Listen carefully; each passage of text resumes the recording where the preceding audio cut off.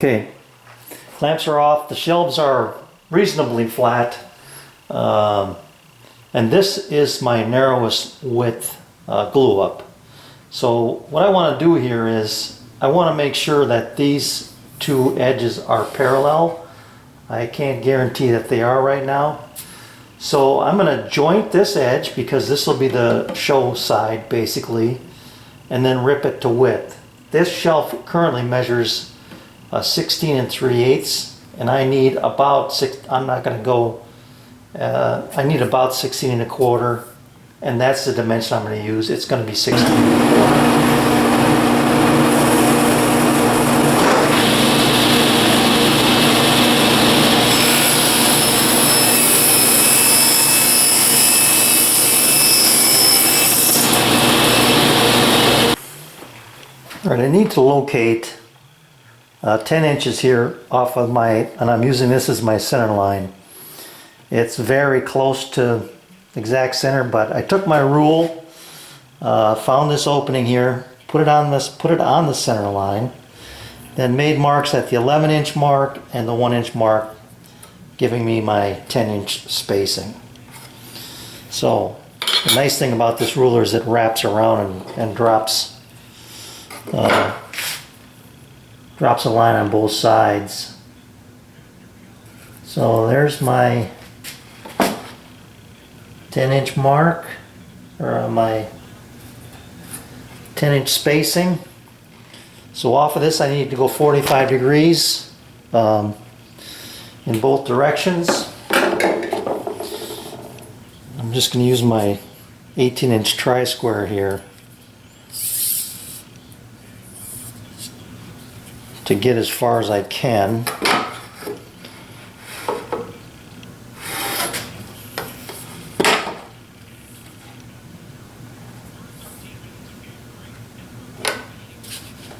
Now we may have to move this over a little bit because,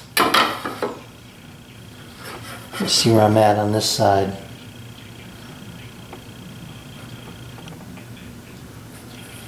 Oh, I'm going to have tiny gaps on both of these shelves. I'll just have to fill those in with some pieces. This piece is not long enough on this particular shelf. So we'll deal with that. I guess maybe you couldn't see that. I've got a little tiny gap right here.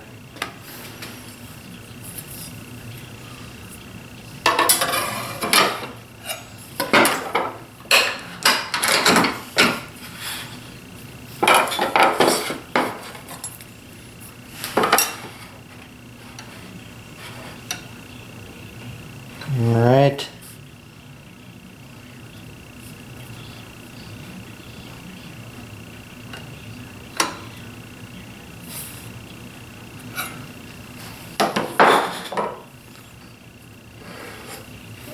Use this pencil.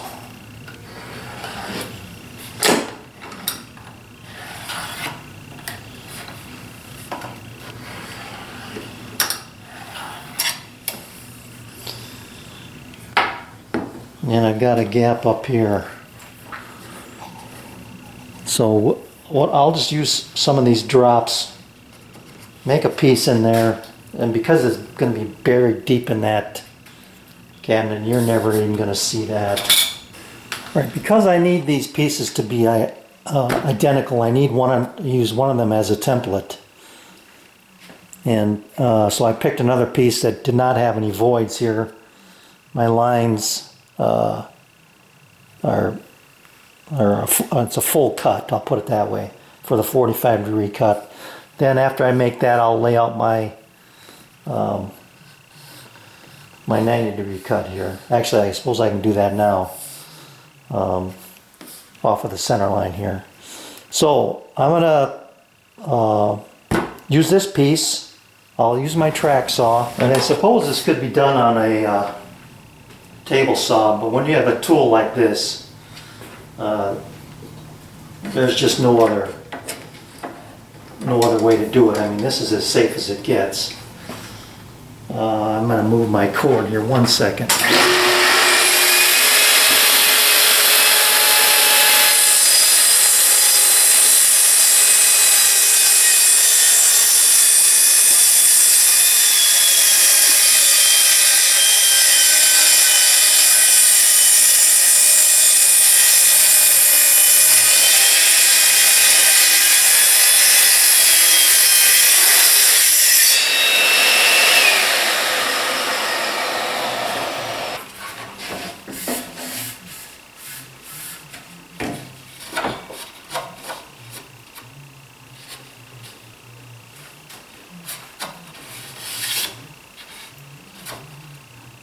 and just outside the mark here on this one, right on the money there.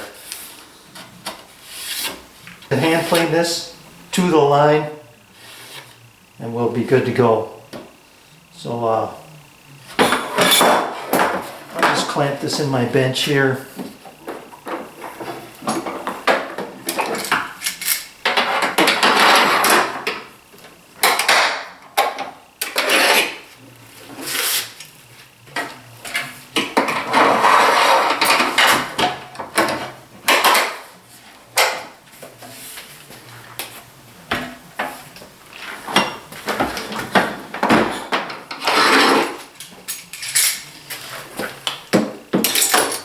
And this won't take too long. Now that turned out so nice, I'm going to do the other side. I had just a few passes with my homemade plane here, you know, on the fence to keep it at 90 degrees. It didn't take just probably 6 or 8 passes is all. Brought it right down to the line and got everything nice and square.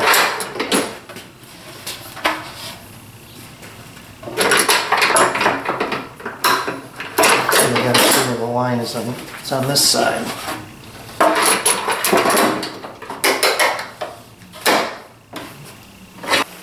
Well, that took a little more effort than the other side, but I made nice work out of it. It's nice and square now and nice and straight. I ended up taking the line on this side. So as long as all these shelves end up identical, I'm going to be happy as can be.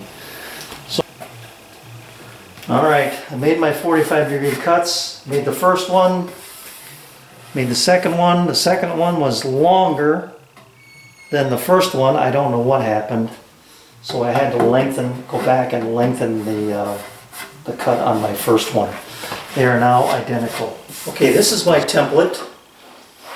And this is the piece that I want to route with my flush trim bit. So I'm just going to stand this up because I know I don't have to be concerned about the 2 long edges here. I'm just going to kind of eyeball this, bring them up close, make sure I've got plenty of material on both sides. That looks good. And just give it a press in the 2 or 4 corners here. So that's flush. I know the front is flush.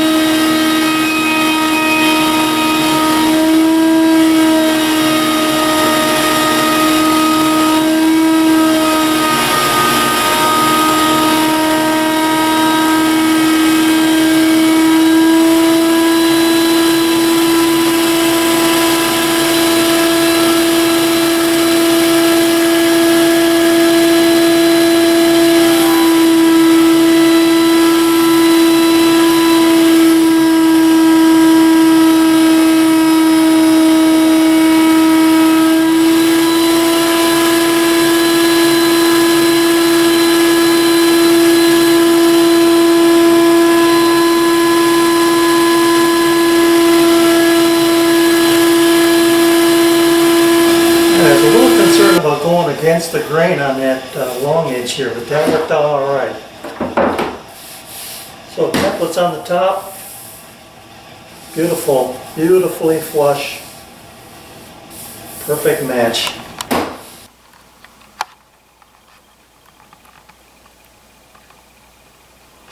Where's that one? Oh yeah, they're right next to each other. You can see that got a better grain match on that one in the foreground. Then the one in the background, the middle one, there you can see just the tiniest repair right there. I was milling up boards for the sides and the back, and I had this idea. What if instead of having a solid back, we had two corners, something like that, which naturally creates the channel back here for the wiring, and then out here, three verticals holding the shelves together, or holding the spacing. All right, here's my scaled drawing, and if this were to be tucked into the corner with a solid top, that's what those two extended lines would look like. And I've replicated them here with these two steel rulers.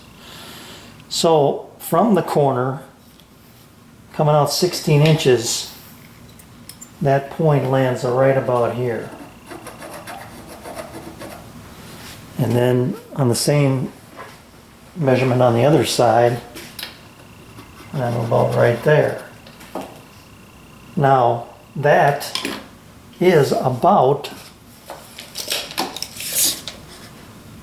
19. That's just a hair off a center from the front to the back here. That's assuming that the corner studs are, there's going to be a corner stud here, but then that they measured, that they came out in each direction 16 inches. There's a short wall out here, and they may have, measured 16 from this corner in, which means who knows where 16 inch will land, and the same may hold true from the other direction as well. All right, I just had a shelf in my rec room there, and it occurred to me that this is not the way to go. I had another idea. What I think we'll end up doing is we'll just have basically 5 floating shelves spaced apart the way she wants them, and all I'll do is run strapping along the wall, extending back into the corner so that I can get at least one screw here, and then find one more stud, possibly 2 out here.